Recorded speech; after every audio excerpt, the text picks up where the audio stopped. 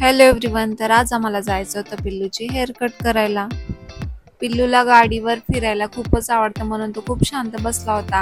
मग थोडं थांबल्यानंतर लागला पिल्लूचा नंबर आणि कटिंग करताना पिल्लू खूपच रडत होता. हेअर कट झाल्यावर पिल्लूचा असा लुक होता. मग रात्री लवकर जेवण करून घेतलं कारण आज आम्हाला जायचं होतं यात्रेत.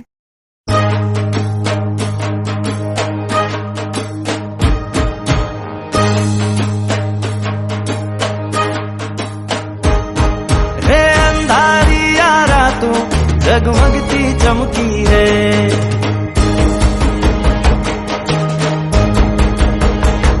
अंधारिया रातों जगमगती चमकी रे, अंधारी अजवाड़ी तमें उठे उठी रे, चांदो आदड़ पाछड़ जाता जो न शर्म थी रे, घेरदार घूमता रूप